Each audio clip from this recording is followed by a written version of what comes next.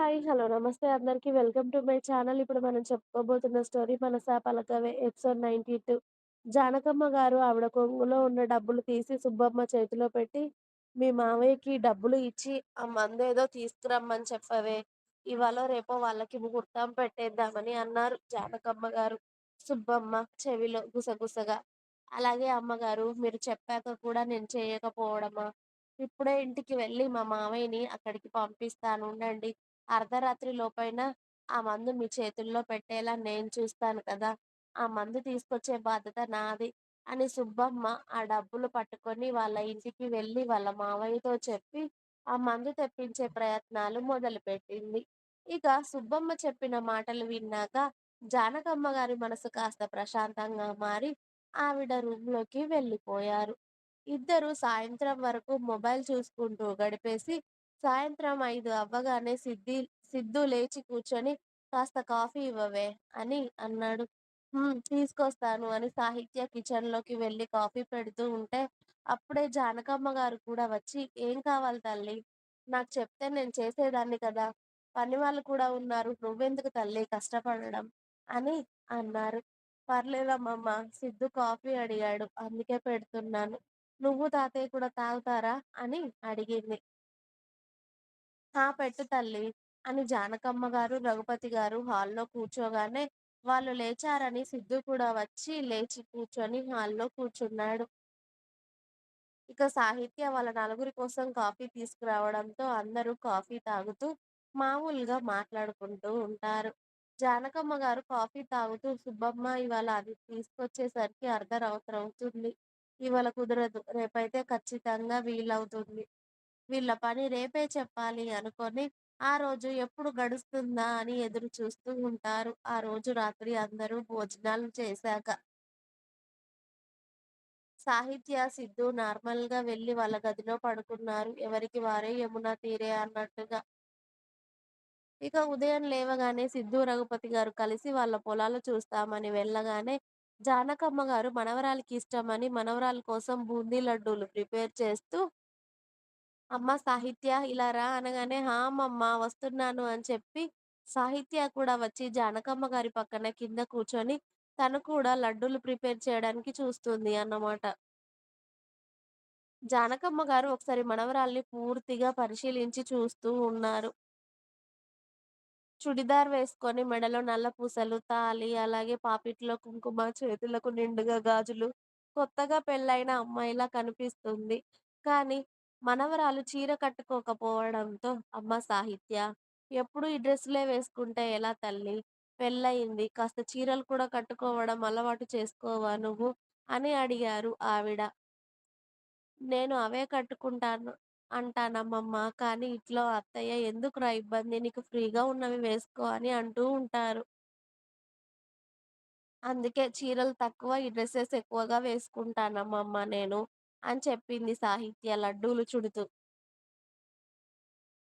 "కానీ అబ్బాయిలకి వాళ్ళ భార్యలు చీర కట్టుకుంటేనే ఇష్టంరా. అందుకే నువ్వు కూడా చీరలు కట్టుకోవడం అలవాటు చేసుకో. ఎప్పుడూ ఇలా డ్రెస్సులే వేసుకుంటావు కదా! భర్త మన వైపు చూడాలి అన్నా, మనతో మాట్లాడాలి అన్నా కూడా మనం వాళ్ళకి నచ్చినట్టుగా ఉంటేనే వాళ్ళు మనం చెప్పినట్టు వింటారు. వాళ్ళు మనకి నచ్చినట్టుగా ఉంటారు. ఇలాంటి చిన్న చిన్న పనులతోనే భర్త మనసు గెలుచుకోవచ్చు తల్లి. ఒకసారి చీర కట్టుకొని నీ భర్త ముందు తిరిగి చూడు. అసలు చూపు తిప్పుకోగలుగుతాడా? కాబట్టి ఇవాల్టి నుండి ఈ డ్రెస్సులు వేసుకోవడం మానేసి, పడుకునే అప్పుడు డ్రెస్ వేసుకో, కానీ పెళ్ళైన అమ్మాయి నిండుగా చీర కట్టుకొని ఇంట్లో తిరిగితే, ఆ భర్తకి నట్టింట్లో మహాలక్ష్మి తిరిగినట్టుగా అనిపిస్తుంది. కాబట్టి సిద్ధు సాయంత్రం వచ్చే సమయానికి నువ్వు చక్కగా తయారయ్యి చీర కట్టుకొని ఉండాలి. అర్థమైందా?" అని అన్నారు జానకమ్మ గారు. ఆల్రెడీ రాత్రి సుబ్బమ్మ తీసుకొచ్చిన మందునే గుర్తు చేసుకొని. వాళ్ళ అమ్మమ్మ చెప్తూ ఉంటే నిజంగా అలాగే చూస్తాడేమో సిద్ధు అనుకొని, ఇప్పుడే సాహిత్యకి సిగ్గు మొదలై లడ్డూలు చుట్టడంలో వాళ్ళ అమ్మమ్మకి పూర్తిగా సాయం చేసి, ఆ తర్వాత లడ్డూ ట్రే తీసుకెళ్ళి కిచెన్‌లో పెట్టేసి, ఇక సిద్ధు ఎప్పుడు వస్తాడా అని ఎదురు చూస్తూ ఆమె వల్ల అవ్వక ఫోన్ చేసింది. "ఎక్కడికి వెళ్ళిపోయావు? త్వరగానే వస్తానన్నావు కదా! ఇంకా ఇంటికి రాలేదేంటి భోజనానికి కూడా?" అని అడిగింది. నేను, తాతయ్య ఇక్కడే భోజనం చేసేస్తాంలే. నువ్వు నా కోసం చూడకుండా తినేసేయి సరేనా అని చెప్పాడు సిద్ధు. సరే బాబు అలాగే భోజనం చెయి. అలాగే పనులు చేసుకుంటూ ఉండకు అని చెప్పి ఇక సాహిత్య భోజనం చేసి సిద్ధు ఎప్పుడు వస్తాడా అని ఎదురు చూస్తూ ఉంటుంది. సాయంత్రం 6:30 అవ్వగానే చక్కగా వాష్‌రూమ్‌కి వెళ్లి రోజు కన్నా ఒక గంట ఎక్కువగా స్నానం చేసి, బయటికి వచ్చి లేత నారింజ రంగు డిజైనర్ లైట్ వెయిట్ శారీ కట్టుకొని, తనలో తనే నవ్వుకుంటూ ఉంటుంది మిర్రర్‌లో చూసుకుంటూ. తడికురులను ఆరబెట్టుకుంటూ ఉండగా అప్పుడే సిద్ధు ఎంట్రీ ఇచ్చాడు ఆ రూమ్‌లోకి. ముందుగా సాహిత్యని చీరలో చూడగానే సిద్ధు కళ్ళు చిన్నవి చేసి లోపలికి వచ్చి, అతడి షర్ట్ బటన్స్ తీస్తూ, "ఎక్కడికైనా వెళ్తున్నావా? లేకపోతే మనం మన ఇంటికి వెళ్ళిపోతున్నామా?" అని అడిగాడు సిద్ధు. "బయటికి వెళ్ళట్లేదు. మనం మన ఇంటికి వెళ్ళట్లేదు. చీర కట్టుకోవాలి అనిపించింది. కట్టుకున్నాను. అమ్మమ్మ కట్టుకోమంది. ఏదో పూజ ఉంది అంట. అందుకే ఫ్రెష్ అవుతున్నాను ఇప్పుడే" అని చెప్పింది సాహిత్య. మరి సిద్ధు కోసమే అని మొహం మీద చెప్పేస్తే అతడు ఇంకా దూరంగా ఉంటాడని ఆమెకు బాగా తెలుసు కాబట్టి.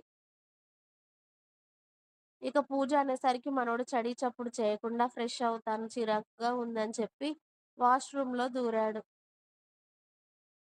సిద్ధు కోసం టీ షర్టు, షార్ట్ తీసి బెడ్ పైన పెట్టింది సాహిత్య. అతడు ఫ్రెష్ అయ్యి వచ్చేసరికి సాహిత్య చక్కగా రెడీ అయ్యి జుట్టు కూడా వేసుకొని తలలో పువ్వులు పెట్టుకుంటూ ఉంటే ఆమెను చూసి చూడనట్టుగా ఒకసారి పూర్తిగా ఆమెను పరిశీలించేసి సిద్ధు బయటికి వెళ్ళిపోయాడు. రఘుపతి గారు కూడా ఫ్రెష్ అయ్యాక సిద్ధు, రఘుపతి గారు బయట వరండాలో చైర్స్ వేసుకొని కూర్చొని ముచ్చట్లు పెట్టుకుంటూ ఉంటే, సాహిత్య కిచెన్‌లో ఉన్న జానకమ్మ గారి దగ్గరికి వెళ్ళింది. మనవరాల్ని చూడగానే జానకమ్మ గారు సంతోషంగా నవ్వుకుంటూ, "అరెరే! నా బంగారు తల్లి ఇప్పుడు చూడు ఎలా ఉన్నావు లక్ష్మీదేవిలా. ఇదిగో మీ తాతయ్యకి, మీ ఆయనకి లడ్డూలిచ్చిరా పో" అని మనవరాల్ని పంపించారు. "అలాగే అమ్మమ్మ" అని రఘుపతి గారికి, సిద్ధుకి లడ్డూలిచ్చేసి వచ్చి, జానకమ్మ గారి దగ్గర కూర్చుంది సాహిత్య. ఇక తాత, మనవడు కాసేపు ముచ్చట్లు, అమ్మమ్మ, మనవరాలు ముచ్చట్లు అయ్యాక అందరూ భోజనాల దగ్గర కూర్చోవడంతోనే సిద్ధు, "ఇదిగో నీకిష్టమని గుత్తి వంకాయ చేశానయ్యా తిను" అని సెపరేట్‌గా సిద్ధు కోసం వేరేగా బౌల్‌లో వేసిన కర్రీ సిద్ధుకి వేయగానే, "అదేంటి జానకి మరి నాకు వడ్డించట్లేదేంటి?" అని అడిగారు రఘుపతి గారు. "అబ్బా! మీకన్నీ కావాలి ఉండండి వస్తున్నాను" అని వేరే బౌల్‌లో ఉన్న కర్రీ అందరికీ వేసేసి, సిద్ధుకి మాత్రం వేరుగా వేశారు జానకమ్మ గారు. ఎందుకంటే అందులో సుబ్బమ్మ ఇచ్చిన మందు కలిపేసింది కాబట్టి. ఇక అందరూ భోజనాలు పూర్తయ్యాక మనవరాల్ని మాత్రం బయటే ఆపి కిచెన్‌లోకి తీసుకెళ్ళి పాలల్లో కూడా ఆల్రెడీ కాస్త పౌడర్ మిక్స్ చేసి, "ఇది మీ ఆయనకి తీసుకెళ్ళి ఇవ్వు తల్లి" అని చెప్పి ఏమీ ఎరగనట్టు జానకమ్మ గారు చక్కగా కొంగు నడుమున దోపుకొని వెళ్లి వాళ్ళ బెడ్‌రూమ్‌లో కూర్చొని కలలు కంటూ ఉంటారు. సంవత్సరం తిరిగేలోపు నాకు ముని మనవడో, మనవరాలో వచ్చేస్తారు. నా మనవరాల్నే కాదంటావారా సిద్ధూ?